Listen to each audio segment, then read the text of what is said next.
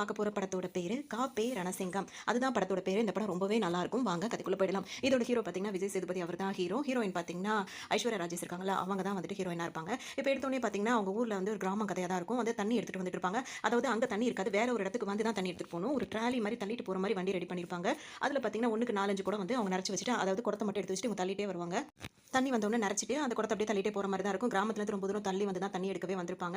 ஏன்னா அவங்க இருக்கிற இடத்துல தண்ணி பஞ்சமாக தான் இருக்கும். இப்போ பார்த்தீங்கன்னா அவங்க வந்திருக்கும் போது அவங்க அத்தை வந்து முன்னாடியே வந்து இங்கே உட்காந்துருப்பாங்க. அவங்க என்ன கேட்பாங்கன்னா, நீங்கள் எதுக்கு அத்தை இதெல்லாம் வரீங்க, நான் பார்த்துக்கிறேன், நீங்கள் கிளம்புங்கன்னு சொல்லும்போது அவங்க என்ன சொல்லுவாங்கன்னா, எவ்வளோ வேலையை தான் நீயே பார்ப்ப, அவள் எங்கே போனா அப்படின்னு சொல்லிட்டு அவங்களோட மகளை கேட்பாங்க. அதாவது இவங்களோட நாத்தனார் இருக்காங்களா, அவங்க கேட்பாங்க, அவள் காலேஜ் படிக்கிற புள்ள, அவளெல்லாம் இங்கே வர வைக்க முடியுமான்னு சொல்லிட்டு இப்போ ஹீரோயின் கேட்பாங்க. உடனே அத்தை வந்து கோவப்படுவாங்க. இதை போய் நம்ம கட்டி கொடுக்குற இடத்துல சொல்ல முடியுமா, வீட்டில் வேலை பார்க்க வேண்டாமா அப்படி இப்படின்னு சொல்லுவாங்க. அதெல்லாம் எங்கே இருந்தாலும் நல்லா இருப்பான்னு சொல்லிட்டு இவங்க நாத்தனார் விட்டு கொடுக்காம பேசுவாங்க. கூட இருக்கவங்கள வந்து உனக்கு அமைஞ்ச மாதிரி மருமக எங்கெல்லாம் அமையலே அப்படி இப்படின்னு குறை பேசிப்பாங்க. அதோட என்ன சொல்லுவாங்க, தண்ணி வந்தோன்னு சொல்லுவாங்க, நானே வந்து தள்ளிட்டு போறேன்னு. உடனே அவங்க என்ன சொல்லுவாங்க, நீ எதுக்கு நான் தள்ளிட்டு வந்துறேன்னு. இவங்க வந்து பக்கத்தில் உள்ளவங்கள்ட்ட என்ன சொல்லுவாங்க, தண்ணி வந்து நிறச்சி மட்டும் வைங்க, எனக்கு ஃபோன் பண்ணுங்க, நான் வந்து எடுத்துட்டு போறேன், அத்தையை தள்ள விடாதீங்கன்னு சொல்லிட்டு இப்போ அங்கிருந்து அவங்க வேக வேகமாக போகிறது. இப்போ துணி துவைக்கணும், பாத்திரம் கழுவணும், எல்லா வேலையுமே இவங்க தான் வீட்டில் இழுத்து போட்டு செஞ்சுட்டு இருப்பாங்க. அப்படியே ஒரு அசதியில் ஒரு இடத்துல வந்து தூங்கிட்டே இருப்பாங்க. அப்பதான் பார்த்தீங்கன்னா அவங்க மாமனார் இருக்காருல, அவங்களோட குழந்தைய தூக்கிட்டு வந்து என்னம்மா இங்கே வந்து தூங்குற அப்படின்னு சொல்லி கேட்பாங்க. அதுக்கு அவங்க என்ன சொல்லுவாங்கன்னா, வேலை அசதியில் அப்படியே கொஞ்ச நேரம் அப்படியே கண்ணா சந்துட்டேமா, அப்படியே மழை வர மாதிரி இருந்தது, தூரல் போட்டுச்சு அப்படின்வாங்க. உடனே மாமனார் என்ன சொல்லுவாங்கன்னா, மழையெல்லாம் நல்லா வந்துட போதுமா, சும்மா தூத்தல போட்டு போயிட்டு இருக்கோம், மழைலாம் வந்து ரொம்ப வருஷம் ஆகுதுமா அப்படி இப்படின்னு சொல்லுவாங்க. இப்போ மாமனார் வந்து அவசரமா ஒரு இடத்துக்கு கிளம்புவார். எங்க மாமா கிளம்புறீங்க அப்படின்னு சொல்லிட்டு அவங்க கேட்பாங்க. அதுக்கு அவர் என்ன சொல்வாருன்னா, இந்த மாதிரி ஊரில் வேலை இல்லாதவங்களுக்குலாம் கரண்ட் ஆஃபீஸில் வந்து வேலை கொடுத்தாங்கல்ல, இப்போ அவங்க எல்லாருமே வேலையை விட்டு நிப்பாட்டிட்டாங்களா, துரத்தி விட்டுட்டாங்களா, அது என்னன்னு போய் எல்லாரும் கேட்க போறாங்க, நானும் போய் ஒரு எட்டு பார்த்துட்டு வரேன் அப்படின்னு சொல்லுவாங்க. உடனே இவங்க என்ன சொல்லுவாங்க, நல்ல வேற உங்க மகன் வந்து ஊரில் இல்லை, அவர் வந்து பயணத்தில் இருக்காரு, அவர் மட்டும் இப்போ உள்ளூரில் இருந்தாருன்னா இந்த பிரச்சனை இப்போ அவர் பிரச்சனையை எடுத்து வச்சு பேசிக்கிட்டு இருப்பாரு, அப்படி நல்ல வேலை அவர் ஊரில் இல்லாதது இந்த ஊர்க்காரங்க கேட்க, அதாவது இந்த வேலை கொடுத்து ஏமாத்தினாங்களா அவங்களுக்குலாம் ஒரு வேலை நல்லதா போச்சு அப்படின்னு சொல்லிட்டே இருப்பாங்க. சரிம்மா நான் போய் பார்த்துட்டு வரேன், நீ பார்த்துக்க பிள்ளைன்னு சொல்லிட்டு பிள்ளைய இவங்க கையில் கொடுத்துட்டு அவங்க அங்கேருந்து கிளம்புவாரு. இங்க பார்த்தீங்கன்னா இவங்க வந்து நாத்தனாரை எதுலையுமே விட்டு கொடுக்க மாட்டாங்க. வீட்டுக்கு ஒரு நல்ல மருமகளா அவங்க எல்லா வேலையும் செய்யறது கொள்றது அந்த மாதிரி தான் இருப்பாங்க. அதனால அவங்க அத்தைக்கு மாமாக்குமே வந்துட்டு இவங்களை ரொம்பவே பிடிக்கும். இப்போ இங்க பார்த்தீங்கன்னா அவங்க நாத்தனார் இருக்காங்களா, அவங்க வெடுக்குன்னு தான் பேசுவாங்க. அதாவது பிரியனா இருக்கும், ஆனா வந்து ரொம்ப வெடுக்கு அன்னிக்கிட்ட பேசுறது தானே அந்த மாதிரி பேசுவாங்க. இப்போ பார்த்தீங்கன்னா அவங்க காலேஜ் படிச்சிட்டு இருக்காங்களா, இப்போ வெளியே போயிருப்பாங்க. வரும்போது பார்த்தீங்கன்னா வண்டியில தான் வருவாங்க. அவங்களுக்கு வண்டி வாங்கி கொடுத்துருப்பாங்க. அவங்களும் பார்த்தீங்கன்னா அவங்க தனியாக வரும், இன்னொரு பைக்கில் இன்னொருத்தர் பின்னாடியே ஃபாலோ பண்ணிட்டே வருவாரு. இது அவங்க தூரத்தில் இருக்கும்போது அவங்க அண்ணி முகம் கழுவிட்டு இருப்பாங்க. அப்பவே வந்து இவங்க என்ன சொல்லுவாங்க, இங்க வராத போ அண்ணி இருக்காங்க, கிளம்புவாங்க. அப்படியே ரொம்ப பயந்த மாதிரி தான் நீ நடிப்பா அப்படி இப்படின்னு சொல்லுவாங்க. நாளைக்கு உன்னை பார்த்துக்கிறேன் அப்படி இப்படின்னு சொல்லிட்டு அப்படியே ரெண்டு பேரும் அங்கிருந்து அப்படியே டைவர்ட் ஆகி இவரும் தனியாக போயிடுவார். இவங்க நேரம் வீட்டுக்கு வந்துருவாங்க. இவங்க முகம் கழுவிட்டு அப்படியே இதை பார்ப்பாங்க. அதெல்லாம் பெருசாக எதுவுமே அவங்க கண்டுக்க மாட்டாங்க. அதோட இப்போ பார்த்தீங்கன்னா அவர் ஊர்ல இருந்து வெளிநாட்டுல இருந்து இப்போ பார்சல் அனுப்பியிருப்பாரு, நிறைய பொருள்லாம் வந்திருக்கும். அவங்களுக்கு எல்லாருமே ரொம்ப சந்தோஷமா இருக்கும், இவ்வளோ ஜாமான் அனுப்பி வச்சிருக்காரு அப்படின்னு சொல்லிட்டு. ஆனால் இவங்க இப்போ தான் தங்கச்சி வந்த உடனே அதை பிரிக்கணும்னு சொல்லியிருப்பாங்க. இப்போ அவங்க வந்துட்டு அவங்க முகம்லாம் கழுவிட்டு இருக்கிறது வந்து எதுக்காக, இப்போ அவங்க வீட்டுக்காரங்க வந்து கால் பண்ணுவாங்க, வீடியோ கால் பேசுறதுக்காக தான். உடனே இப்போ இவங்க குழந்தையா இருக்காங்களா, அதாவது நாத்தனார், அவங்க என்ன சொல்லுவாங்கன்னா, என்ன நீ முகலாம் கழுவி கிளாமரை ஏற்றி அண்ணன்ட்ட வீடியோ கால் பேச போறீங்களா அப்படி இப்படின்னு சொல்லிட்டு அவங்க கிண்டல் பண்ணிட்டே இருப்பாங்க. அதோட இவங்களும் அவங்க நம்ம அத்தை இருக்காங்களா, அவங்களும் இவங்க என்ன தான் பண்றாங்கன்னு பார்த்துட்டு இருப்பாங்க. இவங்க தான் வந்துட்டு அந்த பெட்டியவே ஓப்பன் பண்ணுவாங்க. அந்த குட்டி பிள்ளைட்ட வேற பார்க்கறியா அப்பா என்ன அனுப்பியிருக்காருன்னு ஓப்பன் பண்ணி பார்ப்போமான்னு சொல்லிட்டு இவங்க தான் அந்த அளவுக்கு செல்லமா தான் இவங்க நாத்தனார் வீட்டில் வச்சிருப்பாங்க. ஓப்பன் பண்ணி ஒன்னொன்னா வெளியே எடுப்பாங்க. டிவி வாங்கி அனுப்பியிருப்பாரு, புடவை எல்லாமே நிறைய திங்ஸ் எல்லாம் அதில் இருக்கும். ஒன்னொன்னா எடுத்து பார்த்துட்டு என்ன நான் கேட்டதே அதில் இல்லையா அப்படின்னு சொல்லி கேட்பாங்க. உடனே அவங்க அம்மா அது என்னடி நீ கேட்ட அப்படின்னு சொல்லி கேட்கும்போது நான் ஃபோன் கேட்டேனே, ஃபோன் வாங்கி அனுப்ப சொன்னல அப்படின்னு சொல்லிட்டு இவங்க கோவப்படுவாங்க. அதுக்கு ஒன்னே இப்போ வந்து அவங்க ஹீரோயின் இருக்காங்களா, அவங்க என்ன சொல்லுவாங்கன்னா, என் ஃபோன்லாம் எதுக்குமா இப்போ வீட்டுக்கு தான் இந்த ஃபோன்லாம் இருக்கு, ஏன்னா அவங்க வர்றது ரெண்டு பேரும் வந்ததெல்லாம் பார்த்துட்டாங்க, இப்போ ஃபோன் வாங்கி கொடுத்தா அந்த மாதிரி சின்ன விஷயங்கள் நடக்கும் அப்படின்னு சொல்லிட்டு எப்போ அதெல்லாம் நாங்கள் செய்யணுன்றது வீட்டில் உள்ள பெரியவங்களுக்கு தெரியும் அப்படின்னு. அது எப்போ அது உனக்கு முக்கியமான நேரத்தில் தேவைப்படுற நேரத்தில் அதை வாங்கிக்கலாம்னு அவங்களுக்கு கோவம் வந்துடும். என்ன சொல்லுவாங்கன்னா, எது முக்கியமானது, இந்த புடவை ரொம்ப முக்கியமா, இந்த டிவி ரொம்ப முக்கியமா, இதெல்லாம் மட்டும் வாங்குறீங்க, எனக்கு ஒரு ஃபோன் வாங்கி தர மாட்டீங்க அப்படி இப்படின்னு அவங்க எவ்வளோ சொல்லுவாங்க, கேட்க மாட்டாங்க. அவங்கள்ட்ட அப்படியே மல்லுக்கு நிட்டு என்ன சொல்லுவாங்கன்னா, நான் என் அண்ணன்ட்ட உரிமையாக நான் கேட்டுட்டு இருக்கேன், இதெல்லாம் கேட்கறதுக்கு நீங்க யார் அப்படின்ற மாதிரி பேசுவாங்க. இந்த நாத்தனார்கள்ட்ட இதான் ஒரு பிரச்சனை, அதுங்களுக்கு எல்லா உரிமையும் அண்ணன்கிட்ட இருக்குன்னு நினைச்சுப்பாங்க. ஆனால் ஒய்ஃபுக்கு அண்ணன் பொண்டாட்டிக்கு அந்த உரிமையும் கிடையாது. அதே சமயத்தில் இவங்க கல்யாணம் பண்ணி போன உடனே அவங்க புருஷனுக்கு முக்கியத்துவம் கொடுப்பாங்க. அப்போ நம்ம என்னன்றது நம்மளுக்கு தெரியாது. அந்த மாதிரி தான் கோவம் வரும். இதான் அந்த நாத்தனார்கள் பண்ற வேலையா இருக்கும். என்ன செய்யறது, அந்த மாதிரி அவங்க கோவப்படும் போது அவங்க அம்மாவே வந்து திட்டுவாங்க. அந்த பிள்ளை ஒத்தையா இருந்துட்டு வீட்டில் உள்ள எல்லா வேலையும் பார்க்குது, நீ ஒரு வேலை பார்க்கறது இல்லை, எதுக்கு அவள்கிட்ட மல்லுக்கு நிற்கிறேன் போது நீ வாயை மூடு அப்படி இப்படின்னு சண்டை போட்டுட்டே இருப்பாங்க. உன்னை என்னதான் யாருக்கும் பிடிக்கல அப்படி இப்படின்னு அவங்க பாட்டுக்கு இருப்பாங்க. அப்போ இவங்க வந்து சமாதானப்படுத்துவாங்க. நீ ஏன் கவலைப்படுற, அடுத்த வந்து குழந்தைக்கு வந்து காது குத்து இருக்கு, வாமா போய் தோடு எடுத்துட்டு வந்தலாம்னு சொல்லும்போது அவங்க அசைய மாட்டாங்க. சரின்னு சொல்லி இப்போ தோடு எடுத்துட்டு வந்துருவாங்க. அந்த ஃபங்க்ஷனும் நடக்க ஆரம்பிச்சிடும். ஃபங்க்ஷனுக்கு வந்துருவாங்க. இங்கே வராமல் போய் ஒரு இடத்துல போய் உட்காந்துப்பாங்க. எல்லாரும் அவங்கள தேடிட்டு இருப்பாங்க. இப்போ அவங்க அத்தை வந்து மருமகள்கிட்ட கேட்பாங்க, அவ எங்கம்மா போனா, அவளை காணுமேனு. அவ அங்கே தான் இருப்பான், அந்த விளக்கு ஏற்றிட்டு அதை வந்து தேடுறேன், நானும் தேடுறேன், நீங்களும் அங்கே பாருங்கன்ற மாதிரி அவங்க சொல்லுவாங்க. இங்கே பார்த்தீங்கன்னா சம்மந்தமே இல்லாத மாதிரி ஒரு இடத்துல உட்காந்துருப்பாங்க. ஒருத்தர் வந்து கேட்பார், நீ தானே அத்தை, நீ வந்து இங்கே உட்காந்துருக்க, அங்கே வா ஃபங்க்ஷன் ஆரம்பிக்க போதுன்னு சொல்லும்போது இவரை கடுப்படிச்சு விடுவாங்க. ஒரு பக்கம் அந்த ஃபங்க்ஷன்லாம் நல்லபடியாக நடந்துட்டு இருக்கும். அங்கே எல்லாரும் உட்காந்துட்டு இருப்பாங்க. இவங்க பாட்டுக்கு மூஞ்சி தூக்கி வச்சுட்டு இங்கே இருப்பாங்க. அப்போ தான் பார்த்தீங்கன்னா ஒரு போலீஸ் இன்னொரு ஆளும் வருவாங்க. இங்கே வந்துட்டு ரணசிங்கம் வீடு எங்கே இருக்குன்னு சொல்லி கேட்கும்போது, ஏன் எங்க வீடு தான், நான் அவர் தங்கச்சி தான் சொல்லுங்க அப்படின்னு சொல்லிட்டு அவங்க கேட்டுட்டு இருப்பாங்க. அப்போ அவங்க என்ன சொன்னாங்கன்னே தெரியாது. இவங்க ஒரு பக்கமாக அப்படியே உளுந்தடிச்சிட்டு ஓடி வருவாங்க. அம்மா மதனி அப்படி இப்படின்னு கத்திக்கிட்டு ஆர்ப்பாட்டம் பண்ணிக்கிட்டே ஓடி வருவாங்க. இவங்க அலறதை பார்த்தோன்னு எல்லாருக்குமே ஒரு மாதிரி ஆயிடும். என்னடி ஆச்சுன்னு சொல்லிட்டு எல்லாரும் கேட்கும்போது அவங்களால சொல்லவே முடியாது. அதுக்கப்புறம் தான் வந்துட்டு அவங்க சொல்ல ஆரம்பிப்பாங்க, இந்த மாதிரி அண்ணன் நம்மளை விட்டு போயிட்டாராம் அப்படின்ற மாதிரி சொல்லுவாங்க. இப்போ இவங்களுக்கு ஒரு மாதிரி ஆயிடும், தூக்கி மாதிரி போட்டு. இப்போ தான் பிள்ளைக்கு காது குத்தே வச்சிருந்தாங்க. அதுக்குள்ள இந்த மாதிரி நியூஸ் கேட்டவுடனே எல்லாருக்கும் ஒரு மாதிரி ஆயிடும். அவ்வளோதான். இப்படியே அவங்க பேச்சு மூச்சு இல்லாம இப்பவே ஒரு மாரி ஆயிடுவாங்க. இவ்வளோ நேரம் ஆக்டிவா இருப்பாங்க. அப்படியே அவங்க ஹீரோயின் வந்து ரொம்ப ஒரு மாதிரி ஆயிடுவாங்க. உண்மையிலேயே ரொம்ப ஒரு நல்ல நடிப்ப வந்து குடுத்துருக்காங்க. ஹீரோயின் வந்து அப்படிதான் நம்ம சொல்லணும். அந்த அளவுக்கு ரொம்பவே நல்லா நடிச்சிருப்பாங்க. இந்த படத்துல அப்படியே அவங்களுக்கு ஒரு மாரி ஆயிப்போய் இப்படி உறைஞ்சு போய் உட்கார்ந்திருப்பாங்க. அப்பதான் அந்த வந்தவங்கலாம் என்ன சொல்வாங்கன்னா, இந்த மாதிரி ஆயிடுச்சு. வெளிநாட்டுல வேலைக்கு போனவங்க இந்த மாதிரி அங்கேயே இறந்துட்டாராம். அதாவது ஆக்சிடென்ட்ல வந்து இறந்துட்டாராம். அதாவது ஒரு போராட்டம் நடக்கும்போது இவரும் அந்த போராட்டத்துல கலந்துட்டு இருந்தாரு. ஏன்னா இங்க ஊர்ல இருக்கும்போது அவர் எல்லா போராட்டத்திலயுமே கலந்துப்பாரு. அதே மாரி தான் அங்க உள்ள மக்களுக்காக ஏதோ ஒரு போராட்டம் அப்படின்றதுனால தான் கூட வேலை பார்க்குறவங்களுக்காக கலந்துருக்காரு. அதுல ஏதோ ஒரு விபத்துல வந்து அவர் இறந்து போயிட்டாரு அப்படின்னு சொல்லிட்டு சொல்லுவாங்க. இப்ப இவங்களுக்கு அப்படியே உறைஞ்சு போய் உட்கார்ந்திருப்பாங்க. இப்ப இப்படியே அவங்க வந்து யோசிக்க ஆரம்பிச்சுருவாங்க. தான் வீட்டுக்காரர் எப்படி அவங்களுக்கு அறிமுகமானாரு அப்படி இப்படின்னு சொல்லிட்டு யோசிப்பாங்க. மாமா, மாமான்னு தான் சொல்லுவாங்க. என் மாமாவ எனக்கு மட்டும் இல்ல, இந்த ஊர்ல எல்லாருக்குமே பிடிக்கும் அப்படின்னு சொல்லுவாங்க. ஏன்னா அவங்க வந்து ஊருக்காகவும், ஊர் பஞ்சாயத்துக்காகவும் நெறைய வேலை அவர் வந்து இழுத்து போட்டு பார்ப்பாரு. அதாவது தன் குடும்பத்த விட ஊருக்காக தான் அவர் அதிகமா ஏதாவது செஞ்சுட்டே இருப்பாரு. இப்ப இந்த ஊர பொறுத்தவரைக்கும் பார்த்தீங்கன்னா, ஆரம்பத்துல இருந்தே வந்து தண்ணி பிரச்சனையா தான் இருக்கும். ஆனா ஹீரோக்கு என்ன ஒரு இது இருக்கும், பவர் இருக்கும்னு சொல்லிட்டு பார்த்தீங்கன்னா, ஹீரோ அவங்க அப்பா, அதுக்கப்புறம் அவங்க அப்பா எல்லாம் இருக்காங்கல்ல, எல்லாருக்குமே வந்துட்டு இந்த தண்ணி நிலத்தடி நீர் எங்க இருக்கு அப்படின்றத கண்டுபிடிக்கிற மாரி அவங்களுக்கு அந்த பவர் இருக்கும் அப்படின்ற மாரி அவங்க கண்டுபிடிச்சு சொல்லுவாங்க. அந்த வேலை தான் ஹீரோ பார்த்துட்டு இருப்பாரு. இப்ப எல்லாரும் வந்து ஊர்ல தண்ணி இல்ல, நம்ம போய் போராட்டம் பண்ணணும் அப்படி இப்படின்னு சொல்லும்போது அத முறையா செய்யணும். போராட்டம்னா எடுத்தவங்க ஒருத்தரும் போக்கூடாது. அத இப்படி செய்யணும், அப்படி செய்யணும்னு சொல்லிட்டு ஹீரோ சொல்லிட்டே இருப்பாரு. அப்பதான் ஹீரோயின் மொத அவர பார்ப்பாங்க. இப்ப பார்த்த உடனே அடுத்தது வந்து ஹீரோயினோட அப்பா, அம்மாலாம் வந்துட்டு ஹீரோவ கூட்டு வர சொல்லியிருப்பாங்க. எதுக்குன்னா, இப்ப அவங்க வந்துட்டு சொல்லுவாங்க, ஹீரோயினோட அப்பா என்ன சொல்லுவாருன்னா, நம்ம கிராமத்துல தண்ணி இல்ல, நான் விவசாயம் சரியில்லன்னு சொல்லிட்டு அவன் மூட்டை முடிச்சு கட்டிட்டு வேற ஊருக்கு போயிட்டாங்க. ஆனா நான் என்ன ஆனாலும் நம்ம ஊர்ல இருந்து இப்படி தான் இருக்கணும்ன்ற மாரி நான் முடிவு பண்ணியிருக்கேன். இங்க எங்க தண்ணி இருக்குன்னு மட்டும் பார்த்து சொல்லுப்பா. அங்கேயே கிணத்த தோண்டி ஆரம்பிச்சிருவோம் அப்படின்னு சொல்லிட்டு அவங்க அப்பா சொல்லுவாரு. சரி இதோ பார்த்து சொல்லிடுறேன் அப்படின்னு சொல்லிட்டு ஹீரோவும் என்ன பண்ணுவாருன்னா, தேங்காய் எடுத்துட்டு வந்திருப்பாரு. ஒரு மணி, தண்ணி பாட்டில் அதெல்லாம் எடுத்துட்டு வந்துட்டு சரி பார்க்கலாம் அப்படின்னு சொல்லிட்டு அங்கேயும் இங்கேயும் போயிட்டே இருப்பாரு. ஹீரோயினுக்கு இதுல நம்பிக்கையே இருக்காது. இவர் ஏதோ வேமத்து வேலை பார்க்கறாரு அப்படின்ற மாரி அவர பார்த்துட்டே இருப்பாங்க. ஹீரோவும் நல்லா சுத்தி பார்ப்பாரு. எங்க தண்ணி வருதுன்னே தெரியாது. உடனே வந்துட்டு ஒரு இடத்துல வந்து கரெக்ட்டா வந்து தண்ணி இருக்கிற மாரி அவர் கண்டுபிடிச்சிருவாரு. அதாவது ஹீரோயின் பார்க்கறாங்களா இல்லையான்னு பார்த்துட்டே இருப்பாரு. ஏன்னா அவங்க கொஞ்சம் விவரமா இருக்காங்கன்னு. அதே மாரியே பார்த்தீங்கன்னா, இப்போ ஒரு இடத்துல வந்து தண்ணி இந்த இடத்துல கிடைச்சிருக்கு அப்படின்னு சொல்லிட்டு ஹீரோ வந்து சொல்லிருவாரு. உடனே ஹீரோயினோட அப்பா வந்து சரிப்பா நல்லபடியா இங்கேயே நாங்க தோண்டி ஆரம்பிச்சுர்றோம் அப்படின்னு சொல்லிட்டு ஹீரோக்கு வந்து பணம் குடுப்பாரு. அதுல ஹீரோ என்ன சொல்வாருன்னா, நான் பணம் வாங்க மாட்டேன்னு சொல்வாரு. நீ பார்த்த வேலைக்கு தான்ப்பா இந்த பணம்னு சொல்லிட்டு ஹீரோயினோட அப்பா சொல்வாரு. எங்க அப்பா சொல்லி தான் நான் இப்ப இங்க வந்தேன். எங்க அப்பா உங்ககிட்ட வாங்குறதுக்கு வந்து இந்த வேலைக்கு வந்து பணம் வாங்க வேணாம்னு கூட நினைச்சிருக்கலாம். அதனால நான் இப்ப பணம் வாங்க முடியாது. நீங்க குடுக்கறதா இருந்தா எங்க அப்பாட்ட குடுத்துங்க அப்படின்னு சொல்லிட்டு ஹீரோ அங்க இருந்து கிளம்புவாரு. உடனே ஹீரோயினுக்கு வந்து நம்பிக்கையே இருக்காது. சும்மா ஏதாவது சொல்லி குடுத்துட்டு போறாங்க அப்படின்ற மாரி அவர கிண்டல் பண்ணிட்டே இருப்பாங்க. அதோட சேர்ந்து இப்ப ஊர் பஞ்சாயத்துக்காக ஊருக்கு தண்ணி வர வைக்கணும் அப்படின்றதுக்காக போராட்டம் பண்ணணும். எப்படி போராட்டம் பண்ணணும், அத முறையா செய்யணும் அப்படி இப்படின்னு சொல்லிட்டு ஊர் மக்கள் எல்லாம் ஏன்னா அந்த இதுலயே வந்து கோஷ்டியா தனித்தனியா பிரிஞ்சிருப்பாங்கல்ல, எல்லாரையும் ஒண்ணு சேர்த்து அவங்க விளக்கமா சொல்லிட்டு இருக்கும்போது ஆளாளுக்கு ஒவ்வொரு கருத்து சொல்லிட்டே இருப்பாங்க. அப்ப ஹீரோயினோட அப்பா என்ன சொல்வாருன்னா, தம்பி இவ்வளவு விவரமா பேசுறாரு. எங்க ஊர் அதாவது எங்க சாதி எங்க அந்த இது இருக்குல்ல, அவங்க எல்லாருமே நீங்க சொல்றதுக்கு நாங்க சப்போர்ட் பண்றோம். நாங்கலாம் அந்த போராட்டத்துல கலந்துக்கிறோம்னு அப்படியே ஒவ்வொருத்தரா ஒண்ணு பேசி பேசி கடைசியில கலந்துக்கிறேன்னு ஒத்துப்பாங்க. இப்ப பாத்தீங்கன்னா ஹீரோ இடத்துல வந்துட்டு இருப்பாரு. மொட்டை வெயில் அடிச்சிட்டு இருக்கும். அப்ப ஹீரோயின் தனியா நின்னுட்டு இருப்பாங்க. ஹீரோ ஒரு நிமிஷம் நிப்பாரு. அதுக்கப்புறம் யாருக்கோ நிக்கிறாங்க போல இருக்குன்னு அவர் பாட்டுக்கு கிளம்பிருவாரு. உன்ன பின்னாடியே வண்டியில துரத்திட்டே வருவாங்க. அதோட வந்து நில்லியான்னுட்டே வருவாங்க. என்னம்மா அப்படின்னு சொல்லிட்டு இவர் கேட்பாரு. நான் உனக்காக தான் நிக்கிறேன்னு தெரிஞ்சு எங்கேயா போறேன்னு. எனக்கு என்னமோ தெரியும். ஏதோ சும்மா நிக்கிறேன்னு நினைச்சேன். எனக்காக தான் நீ நிக்கிறேன்னு தெரிஞ்சா நான் என்னன்னு கேட்டிருப்பேன் அப்படி இப்படின்னு ஹீரோ பேசுவாரு. மரியாதையா காசு எடுத்து குடியா அப்படின்னு சொல்லிட்டு இவங்க கேட்பாங்க. எந்த காசுன்னு சொல்லிட்டு இவர் கேட்பாரு. அதான் நீர் தண்ணி இல்லாம அந்த இடத்துல தண்ணி இருக்குன்னு சொல்லிட்டு எங்க அப்பாவை ஏமாத்தி வாங்கல அந்த காசு கொடு அப்படின்னு சொல்லிட்டு கேட்பாங்க. உடனே அவர் என்ன சொல்வாருன்னா, நான் எப்ப காசு வாங்கினேன் அப்படின்னு நீ வாங்கல உங்க அப்பா வாங்கியிருப்பார்ல அந்த காசு கொடு அப்படின்னு சொல்லிட்டு கேட்டுட்டு இருப்பாங்க. என்னம்மா சொல்ற? நான் தண்ணி இருக்கான்னு பார்த்தேன் அவ்வளவுதான். அதுல அங்க தண்ணி இருக்கணும்னா இதெல்லாம் என்ன நம்ப சொல்றியா? அந்த இடத்துல ஒண்ணுமே கிடையாது. நீ சொல்ற இந்த ஏமாத்து வேலையெல்லாம் எங்க அப்பா நம்பி என் கல்யாணத்துக்காக வாங்கி வச்சு இந்த ரெட்டை விட சங்கிலியை வித்துட்டு அதாவது அடமான வச்சுட்டு உனக்கு காசு கொடுத்தாரு. அந்த அந்த அந்த ஆளுக்கு தான் புத்தி இல்ல. நீ மரியாதையா என் காசு திருப்பி கொடு அப்படி இப்படின்னு சொல்லுவாங்க. உடனே இவருக்கு ஒரு வழியே இருக்காது. சரி நான் இப்போ உனக்கு என்ன உனக்கு அது தண்ணி இருக்கான்னு பார்த்து சொல்லணும்ல அப்படின்னு சொல்லிட்டு இப்போ இங்க எங்க தண்ணி இருக்குன்னு கரெக்டா சொல்லுன்னு கேட்பாங்க. அதுக்கெல்லாம் சில பொருள்லாம் தேவைப்படுமான்றோம். நீ ஒன்னும் கவலைப்பட வேண்டியதில்லை. நானே எல்லாத்தையும் எடுத்துட்டு வச்சிருக்கேன் அப்படின்னு சொல்லிட்டு தேங்காய் அந்த மணி தண்ணி எல்லாத்தையும் கொண்டு வந்து கொடுப்பாங்க. இவரும் வாங்கிட்டு இங்க இருக்குன்னு சொல்லுவாங்க. அதோட சரின்னு சொல்லிட்டு முடிஞ்சு போயிடும். இப்போ அப்ப ஹீரோ 2 பேரும் நின்னுட்டு இருக்கும்போது இங்க அங்க மழை வரப்போகுது. இந்த பக்கம் வா நான் நிக்கிற இடத்துக்கு வா அப்படின்னு சொல்லி ஹீரோ சொல்வாரு. இங்கயா இவ்வளவு அடிக்கிற வெயில மழை வரப்போதா? அதெல்லாம் நான் வரமாட்டேன் அப்படின்னு சொல்லிட்டு அவங்க சொல்லுவாங்க. இப்போ மழை வரும்னு சொல்லி ஹீரோ சொல்லிட்டே இருப்பாரு. இப்போ மழை வரதா நானும் பார்க்குறேன். ரொம்ப நேரம் நின்னுட்டே இருப்பாங்க. மழை வராது. ஹீரோயின் ஒரு மாதிரி பார்க்கும்போது திடீர்னு மழை பெய்ய ஆரம்பிச்சிரும். இப்போ அவர் சொல்றதெல்லாம் உண்மைதான் போல இருக்குன்ற மாதிரி மனசுக்கு அவங்களுக்கு தோணும். சரின்னு சொல்லிட்டு அவர் என்ன சொல்வாருன்னா, சரி ஓகே நீ தோன்ற இடத்துல மட்டும் நீ சொன்ன இடத்துல மட்டும் தண்ணி வராம இருக்கட்டும். உனக்கு அப்புறம் இருக்கு அப்படின்னு சொல்லி ஹீரோயின் சொல்லுவாங்க. அந்த இடத்துல மட்டும் தண்ணி இருந்துச்சுன்னா அந்த ரெட்டை வட சங்கிலியோட சேர்த்து உனக்கு தாலியும் செஞ்சு கட்டிடுவேன் பரவாயில்லைன்னு கேட்டுட்டு இருப்பாரு. கட்டுவையா கட்டுவா அப்படி இப்படின்னு சொல்லி கிண்டல் பண்ணிட்டு அங்க இருந்து போயிடுவாங்க. அடுத்த சீன்லயே பாத்தீங்கன்னா ஹீரோக்கு வந்து ஒரு மாதிரி மூச்சு பிடிப்பும்ல அந்த மாதிரி மூச்சு பிடிச்சிட்டு உட்கார்ந்திருக்கும். உடனே அவங்க சொந்தத்துல உள்ள பாட்டிங்கலாம் போய் ஹீரோயின்ட்ட சொல்லுவாங்க. ஏன்னா ஹீரோயின் வந்து மூச்சு பிடிப்பு எடுத்து விடுறவங்களா இருப்பாங்க. இப்ப இங்க வந்து ஹீரோயின் பாத்தீங்கன்னா ஹீரோ ஒம்போலத்திட்டு இருப்பாங்க. என்னய்யா உன்ன தொட்டா ஏதோ கரண்ட் ஷாக் அடிக்க அப்படியே எங்க இங்க தொடவா நான் மூச்சு பிடிச்சவங்களுக்கு அசையவே முடியாதுல்ல. இவங்க ரொம்ப ஒம்போலத்திட்டு இருப்பாங்க. அதோட ஹீரோ கிட்ட என்னமோ தாலி செய்றேன்னு சொன்னா என்னடா என்ன எப்ப செய்ய வேண்டியதுனா அப்படி இப்படின்னு சொல்லி அவங்க கிண்டல் பண்ணிட்டே இருப்பாங்க. எம்மா இத முதல்ல எடுத்து விடுமா அப்படின்னு சொல்லிட்டு சொல்லுவாங்க. அதோட வந்து இவங்க என்ன சொல்லுவாங்க கேட்பாங்கன்னா, நான் அதை செய்யறதுக்கு முன்னாடி எனக்கு ஒரு விஷயம் சொல்லு. அப்ப எப்படி மழை வரும் நீ கரெக்ட்டா சொன்ன அத மட்டும் சொல்லு அப்படின்னு சொல்லி கேட்பாங்க. அப்ப அவர் என்ன சொல்வாருன்னா, எங்க அப்பா, அவங்க தாத்தா, அதுக்கப்புறம் தாத்தா எல்லாரும் பரம்பரையா அங்க எங்க தண்ணி இருக்குன்றத கண்டுபிடிப்பாங்க. அதனால எனக்கும் அதுல வந்து அந்த பவர் இருக்கு. அத வச்சு தான் நான் சொன்னேன். அப்படி இப்படின்னு சொல்லுவாங்க. சரி ஏதோ நீ சொல்றேன்னு ஒத்துக்கிறேன் அப்படின்னு சொல்லிட்டு அவங்களுக்கு அந்த மூச்சு பிடிப்பை எடுத்து விட்டுருவாங்க. அதுக்கப்புறம் ஹீரோ வந்து என்ன சொல்வாருன்னா, அப்ப சரி என்ன பிடிக்கலன்னு சொல்றா நான் மூச்சு பிடிப்புன்றவன இவ்வளவு தூரத்துக்கு வண்டியில பெட்ரோல் போட்டு எனக்காக தானே வந்த அப்படி இப்படி கிண்டல் பண்ணிட்டே இருப்பாரு. இவங்களும் எடுத்து விட்டாச்சுல அப்படின்னு சொல்லிட்டு ஏதாவது வளரிட்டே இரு அப்படின்ட்டு அவங்க பாட்டு கண்டுக்காம போவாங்க. இவருக்கு இவங்களை ரொம்பவே பிடிச்சு போயிருக்கும். இன்னும் சொல்லணும்னா ஹீரோயினுக்கும் பிடிக்கும். ஆனா அவங்க சும்மா வம்பு வளர்த்துட்டு இருப்பாங்க ஹீரோ கிட்ட. அதோட இப்ப ஹீரோ பாத்தீங்கன்னா இப்ப ஹீரோயின் வந்து அவங்க ஹீரோயினோட ஃபேமிலி வந்து ஹீரோ வந்து கூட்டு வர சொல்லியிருப்பாங்க. எதுக்காக அப்படின்னு சொல்லிட்டு பாத்தீங்கன்னா அவங்க சொன்ன இடத்துல அவங்க தோண்டி பார்த்திருப்பாங்க. தண்ணி அந்த இடத்துல நிறையவே வந்திருக்கும். ஸோ ஹீரோயினோட அப்பாக்கு வந்து ஹீரோ ரொம்ப பிடிச்சிருக்கும். அதுல எடுத்த முதல் தண்ணியை வந்து ஹீரோக்கு கொடுக்கணும் அப்படின்னு சொல்லிட்டு இங்க வர வச்சிருப்பாங்க. அதனால ஹீரோ வந்திருப்பாரு. அந்த தண்ணியை கொண்டு வந்து கொடுக்கும்போது ஹீரோயின் வந்து அது தண்ணி இருந்தா உனக்கு ரெட்டை விட சங்கையோட தாலி போடுறேன்னு சொன்னால அதை மறைமுகமா அவங்கள்ட்ட வம்பு வளர்த்துட்டே இருப்பாங்க. இருப்பாரு. அதோட ஹீரோயின் கையாலே அந்த தண்ணியை வந்து ஹீரோக்கு கொடுக்க சொல்லுவாங்க. ஹீரோயினும் கொடுப்பாங்க. இதை வாங்கிட்டு போய் கோவிலில் குளம் இருக்குல்ல அந்த இதில் வந்து ஊற்ற சொல்லுவாங்க. சரின்னு சொல்லிட்டு ஹீரோயினையும் துணைக்கு போக சொல்லுவாங்க. அவங்க வர மாட்டேன்னு சொல்லுவாங்க. அப்புறம் நீ வர போமா போய் தான் ஆகணும் அப்படின்னு சரின்னு சொல்லிட்டு அவங்க வருவாங்க. இங்கே வரும்போதும் பார்த்தீங்கன்னா ஹீரோ வந்து ஹீரோயின் கிட்ட வந்துட்டு ரொம்ப வளர்த்துக்கிட்டே தான் வந்துட்டு இருப்பாரு.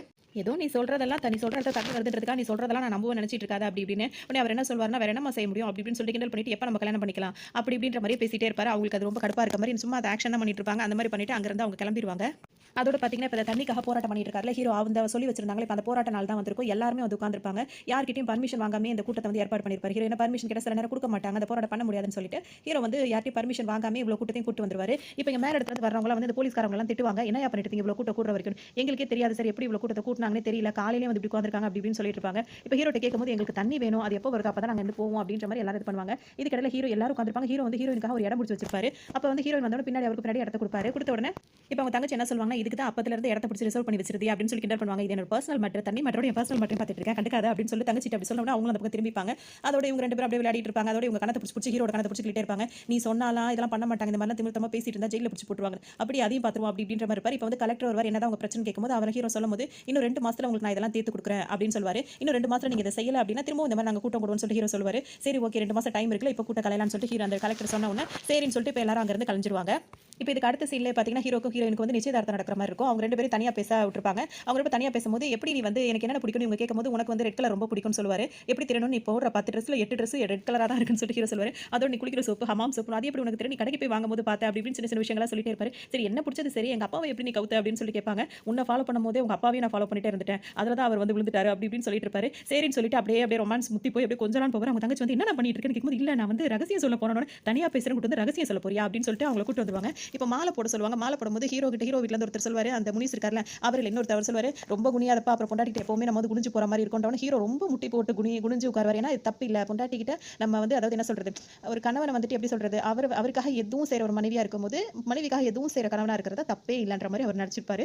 அந்த மாதிரி அவர் ரொம்ப குனிஞ்சு அதை வாங்குவாரு. அதெல்லாம் வந்து நம்ம அடங்கி போதா இல்லை அது ஒரு பிரியத்தோட வெளிப்பாடு அப்படின்னு தான் நம்ம சொல்ல முடியாது. 2 பேருமே மிஸ்யூஸ் பண்ணக்கூடாதுன்றதான் விஷயம். அந்த மாதிரி சொல்லும்போது பாத்தீங்கன்னா அப்படியே அழகா அவங்க நிச்சயதார்த்தம் முடிஞ்சிரும். அதோட இப்ப ஒரு பாய் இருக்காருல அவர் வந்துட்டு இப்ப பேசுவாரு. இந்த மாதிரி அடுத்து இப்ப லைவா நடக்குதோ அது கரண்ட் டைம்ல அது என்ன நடக்குதோ அந்த சீனை கொண்டு வருவாங்க.